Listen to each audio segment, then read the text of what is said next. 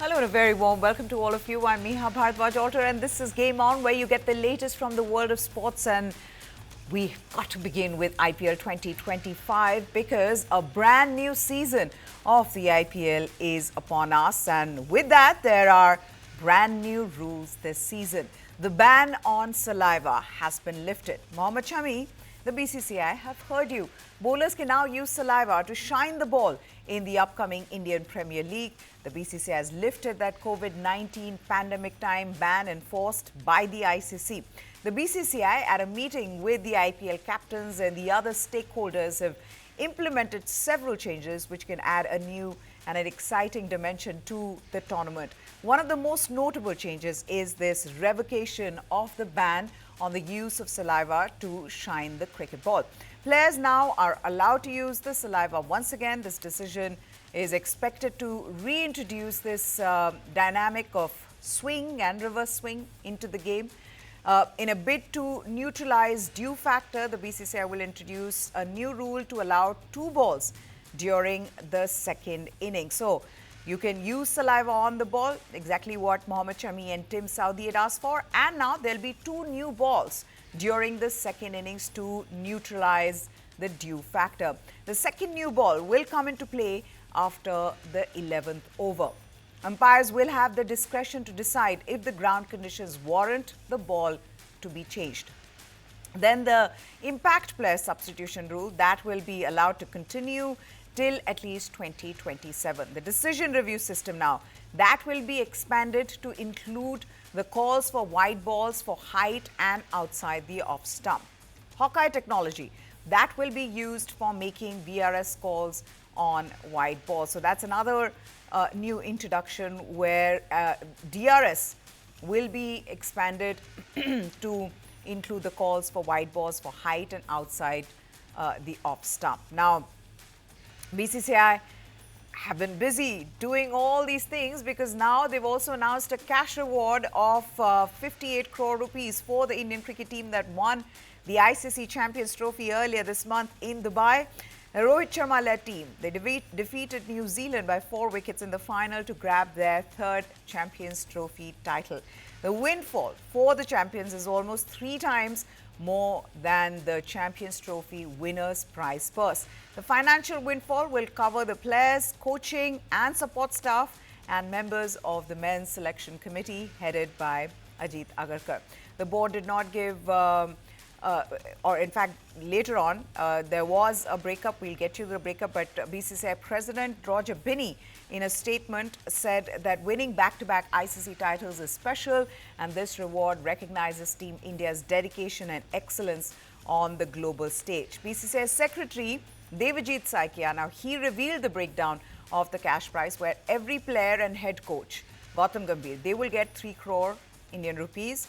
And 50 lakh will be given to the remaining coaches, which is the assistant coaches, Ryanton Deshkate, Abhishek Nair, batting coach Sitanshu Kotak, and the bowling coach Morne Mokal. Remaining support staff will get 50 lakh each, and BCCI officials, they will get 25 lakh rupees. So that's the breakdown of that 58 crore rupees. Now, let's talk about one of the most successful team, joint most successful team in the IPL, having won the trophy 5 times. Mumbai Indians, though, haven't won the title in the last 5 years. Will they want to regain or reclaim that lost glory? Absolutely yes. They last won this trophy 5 years ago, and in the past 4 seasons, they've qualified for the playoffs just once. They've finished at the bottom twice.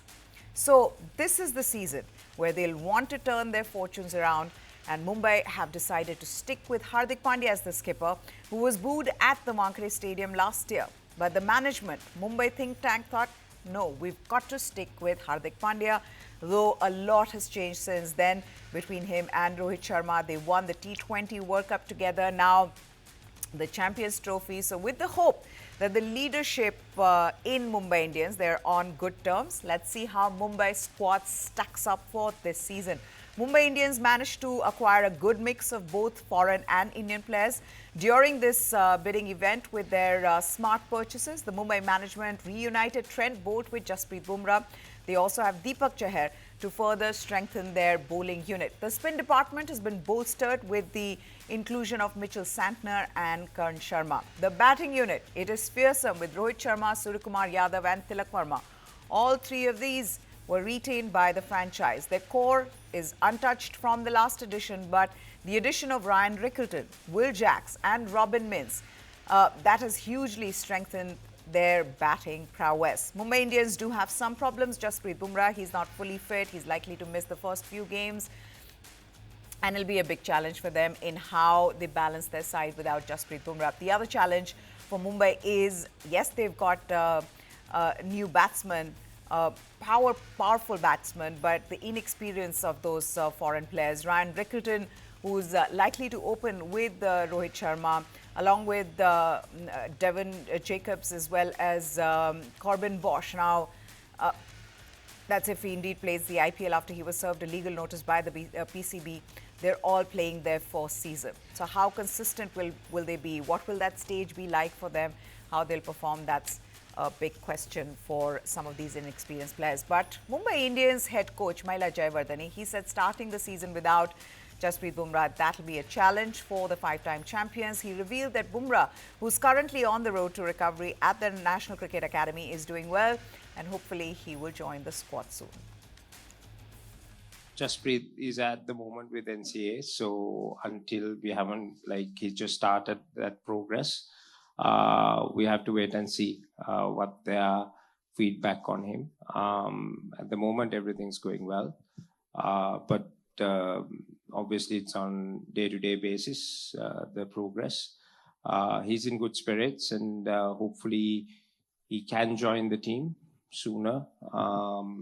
Obviously, not having him, it is a challenge. He's one of the best bowlers in the world and he's been a fantastic pro for us for many years.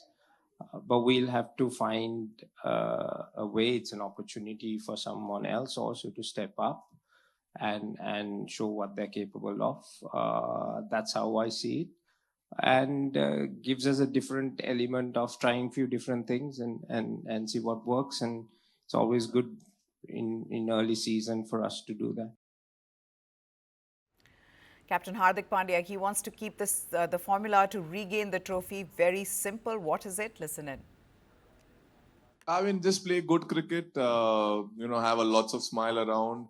How do we turn around? I think the answer is by playing good cricket, being with each other at the same point of time, doing our processes right.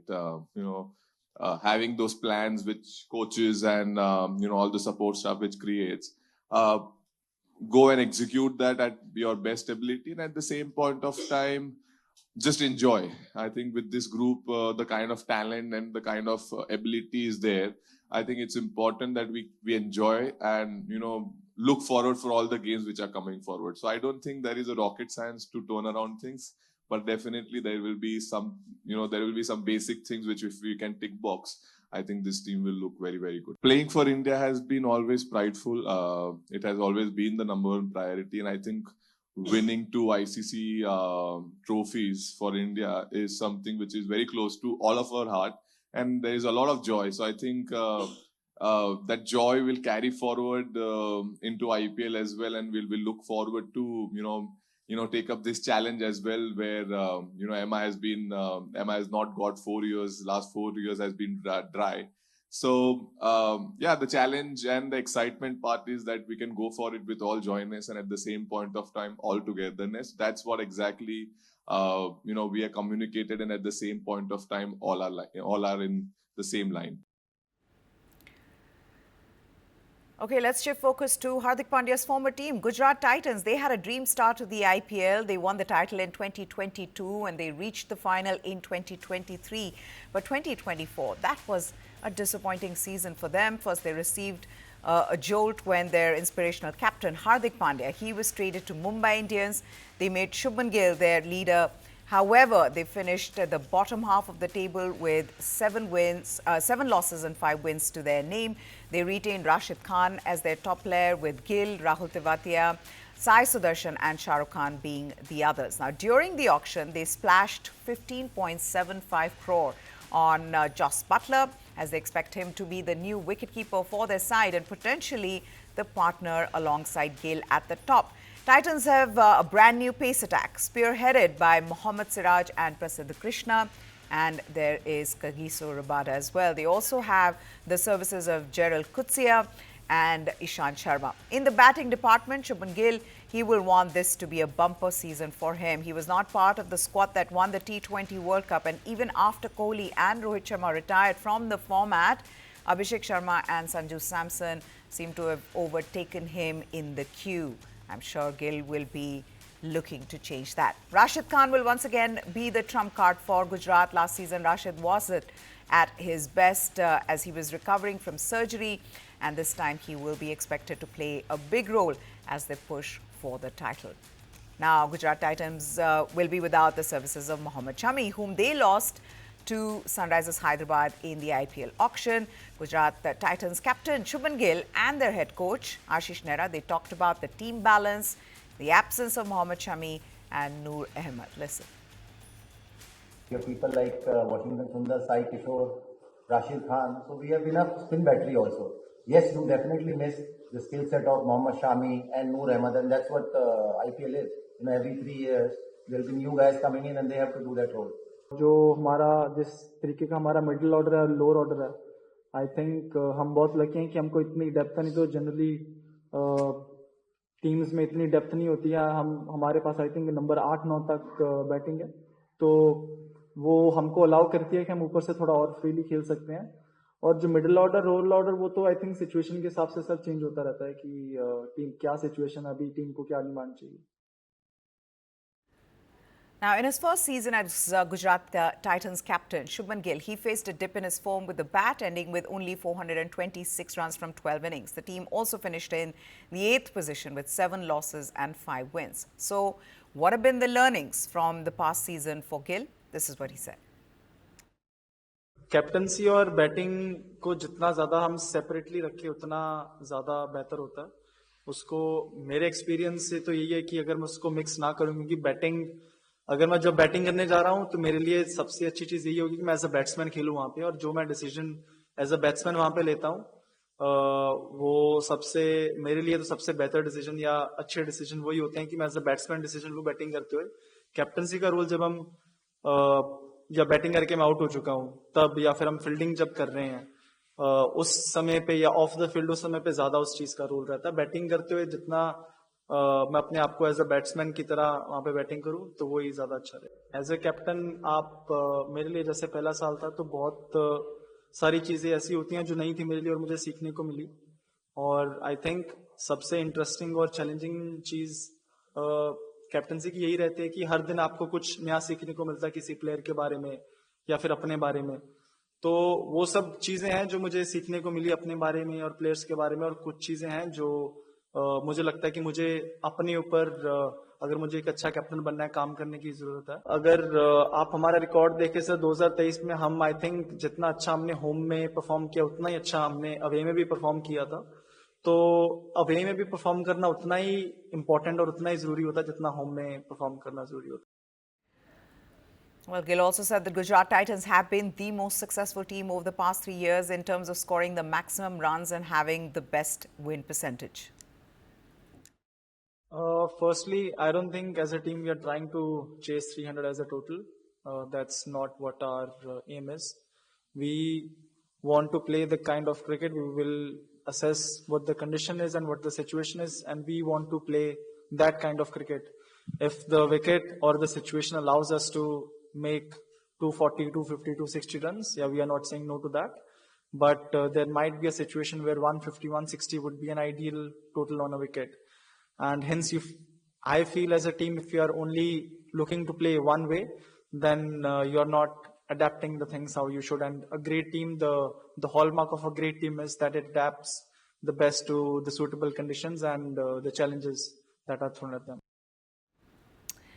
All right, let's talk about KKR and Dwayne Bravo, one of T20 cricket's most decorated players. He has promised to instill his champion mentality in Kolkata Knight Riders as their new mentor for the upcoming Indian Premier League season. Replacing Gautam Gambhir, who guided the franchise to their third title last year, Bravo is determined to build on KKR's recent success and ensure they remain a force to be reckoned with. KKR's curtain raiser for the upcoming season was loaded with entertainment as the defending champions launched their new jersey at a grand show yesterday. The Kolkata Knight Riders, they will play in the retro kit from the inaugural edition of the Indian Premier League. The black and gold jersey, initially made by Reebok, had been a fan favorite before the franchise decided to take up purple gold threads in 2010. The shirt also features the golden IPL crest, a feature made exclusively for the holders this season onwards. Speaking ahead of Kolkata's opening match, Bravo said, and I quote, "I like to bring in the champion mentality. I believe in winning. My records speak for themselves, but at the end of the day, it's about the next generation of cricketers and helping them become champions in their own way." KKR is a team hugely respected worldwide. When I was playing, a couple of guys used to be a nightmare to face. Happy to be part of this setup now. Bravo also spoke about how he's been lucky to captain a few of the current KKR players when they played for Trinidad and Tobago. He said the key to success is passion for the game in this squad. We have 9-10 players from the championship winning team. That's more than 80%. They already know how to win championships. That should be our aim. Enjoy each other's success and company. Dwayne Bravo, in fact, I mean, he was for the longest time with Chennai Super Kings and, in the title-winning team for the Chennai Super Kings.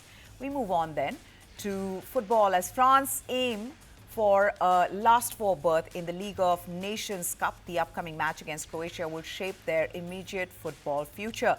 The French national team gears up for a crucial quarter-final clash against Croatia, which will be played later tonight. Coach Didier Deschamps is aligning his top offensive talents, including the in-form Ousmane Dembele and Kylian Mbappe.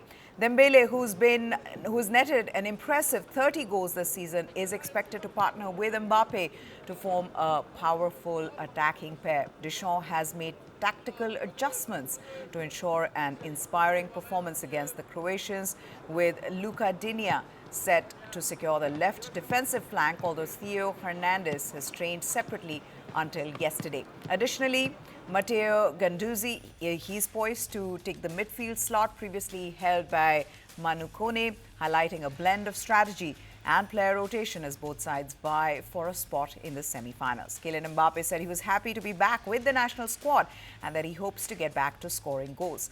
Mbappe returned to the French squad for the first time since September, and he looked happy, relaxed, as he was talking to the reporters during a press conference on Wednesday. The 26-year-old was not included in the squad for the team's Nations League fixtures in October and November after joining Real Madrid in July. Now, before the prospect of another rematch in the final, both teams must first win their respective matches against Panama and Canada later tonight. This is what Team USA captain Christian Pulisic has said, that despite the lack of training, the team is confident coming off last year's championship and knows it will be a tough matchup against a scrappy Panama team that defeated USA at last year's Copa America tournament. On the other side, Mexico is looking for their first Nations League hardware after losing to Team USA last year. Mexico will face a defensive-minded Canadian side that has given the tricolor headaches in the previous matches. Mexican forward Alexis Vega said the team will need a perfect game in order to propel their squad to the final. Belgium have called up Amin Al-Dakhil and Michy Batshuayi as covers for their Nations League playoff against Ukraine as coach Rudi Garcia prepares for players withdrawing due to injury. Centre-back Al-Dakhil has won 6 previous caps, including Belgium's Belgium's last outing against Israel in November, while the 32-year-old Batshuayi is a 10-year veteran of the national team. Now, Batshuayi is back in the squad after nearly a year of contention. Belgium goalkeeper Thibaut Courtois, he trained with his international teammates yesterday following his return to the side after an almost 2-year absence. Injuries to attacker Malik Fofana, who scored for Olympique Lyonnais in League One last weekend, and fullback Arthur Theet, who missed out for Eintracht Frankfurt in the Bundesliga on Sunday, could see the pair drop out of contention for the last leg against Ukraine in Murcia, Spain on Thursday. Belgium will host the return fixture on Sunday. On the eve of the match, Ukraine coach paid tribute to his country's troops during a pre-match news conference. He said, which is the same day that US President Donald Trump held a phone call with Ukraine President Vladimir Zelensky to seek a peace agreement between Ukraine and Russia. He expressed his desire to honor the soldiers fighting for his country. New Zealand's Sam Ruth, he's made history by becoming the youngest person and the first 15-year-old to run a mile in under 4 minutes, breaking the record by 2 seconds on Wednesday in Auckland. The middle distance prodigy, he completed the race in a record 3 minutes and 58.35 seconds, with pacemakers Sam Tanner and Ben Wall also finishing within the 4-minute mark. Ruth, who achieved the record-breaking feat 24 days short of his 16th birthday, beat his previous best time of 4 minutes and 1.72 seconds, which he achieved at the Cook's Classic in Wanganui in January.